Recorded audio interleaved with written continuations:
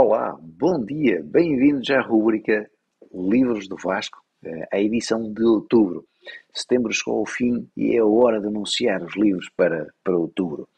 Eu sou o Vasco e todos os meses vos trago uma análise dos livros que li no mês anterior, ou partilho convosco as melhores ideias que tirei desses livros e depois dou-vos a conhecer os livros que vou ler para o mês a seguir.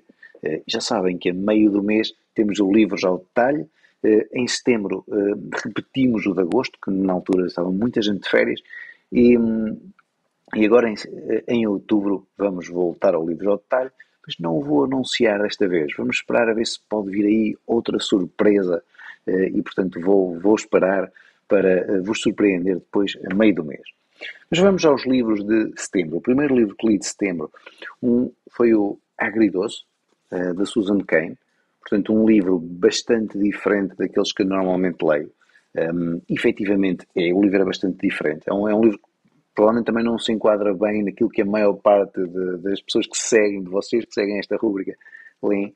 Agora, fiquei surpreso, porque no capítulo 6 tem uma abordagem muito interessante.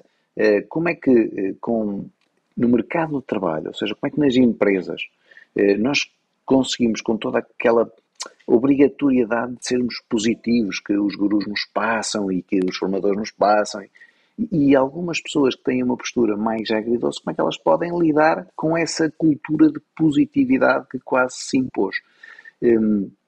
Curiosamente, numa formação que ando a dar, encontrei uma pessoa com uma postura mais agridoce e pude recomendar-lhe o livro para ela saber lidar com essa cultura de positividade quase obrigatória que hoje se impõe. Portanto, já valeu a pena ler o livro só para poder ter recomendado a essa pessoa e hoje reconheço que se calhar há mais pessoas a quem eu já podia ter recomendado esse livro, porque efetivamente nem toda a gente tem que olhar para a coisa de uma maneira sempre positiva. Às vezes nós podemos ser nostálgicos e mesmo assim estarmos extremamente motivados e a fazer as coisas acontecer. É a maneira como lidamos com a nostalgia.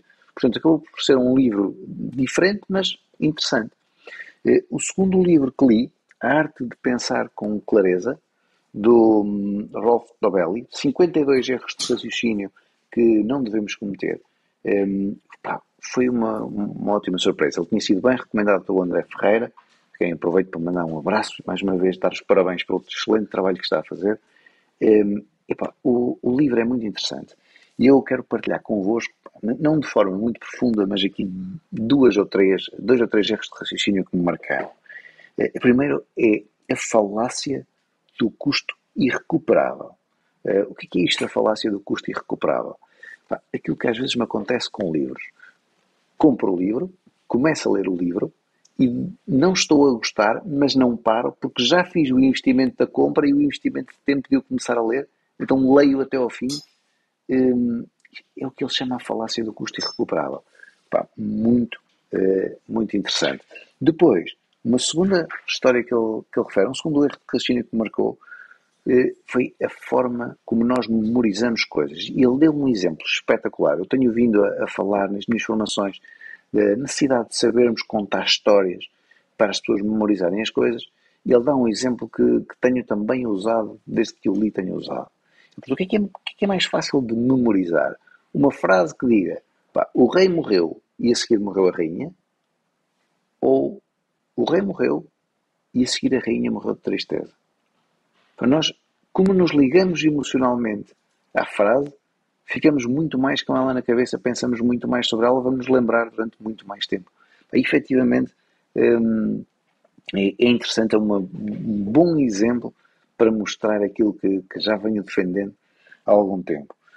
Terceiro erro de raciocínio é a sensação de a culpa nunca é nossa.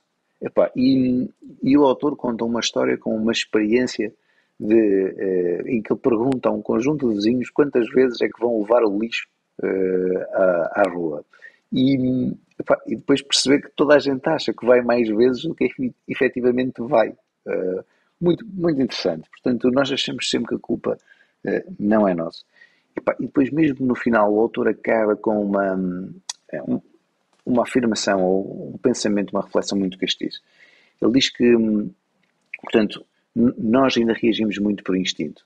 e que no ambiente em que a raça humana se foi desenvolvendo, portanto, num ambiente de caçadores-recoletores, aquela atividade, não é? A ação, tinha muito mais peso do que a reflexão. Reagir rapidamente era muito mais importante do que reagir emocionalmente ou do que refletir sobre a maneira de reagir. E este comportamento intuitivo, ou melhor, só que este comportamento intuitivo é prejudicial no mundo de hoje, porque o mundo de hoje precisa muito mais de reflexão do que propriamente de uma ação independente, de uma ação imediata. É melhor parar para pensar. E, portanto, ele diz que há aqui quase uma dicotomia que estamos a viver entre o que precisamos hoje e aquilo que os nossos instintos nos dizem. A terceira leitura do mês de setembro foi Escrevo porque gosto de ganhar dinheiro, de Isra Bravo. Pá, eu não fiquei a morrer de amores pelo autor. Aliás, ele também diz a páginas tantas que reconhece que aquilo que diz às vezes é um bocadinho dele e que não é para toda a gente gostar, mas gostei muito de 3 coisas que ele disse. Se vocês querem vender alguma coisa a alguém, têm que perceber que há 3 coisas que têm que conseguir.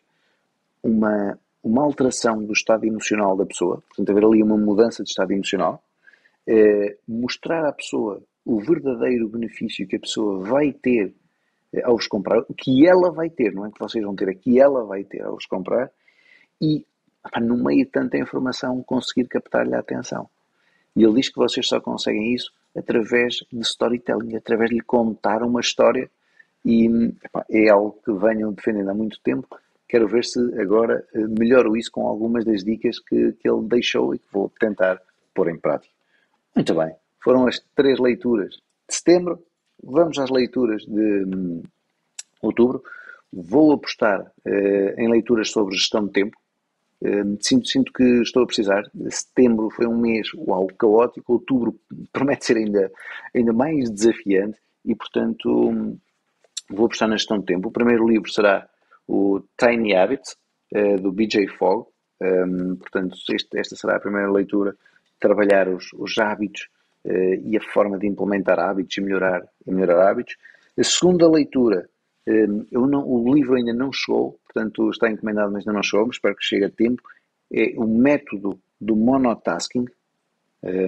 Portanto, como é que fazer uma coisa de cada vez nos pode ajudar. E depois, a terceira leitura de outubro, até porque outubro, como vos disse, promete ser um mês bem desafiante. A terceira leitura, não conto ler mais do que 3 livros.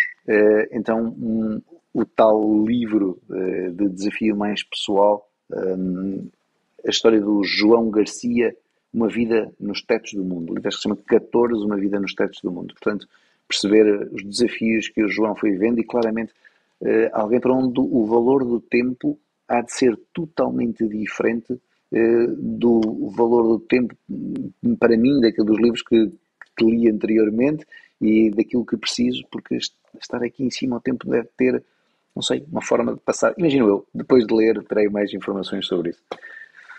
Muito obrigado por assistirem a esta rúbrica, espero que tenham gostado. Deixem-me as vossas sugestões de leitura. Se ainda não subscreveram este canal, a hora é agora, por favor, façam aqui o subscribe. E se gostam do que estão a ouvir, partilhem com os vossos colegas. Boas leituras e até para o mês que vem.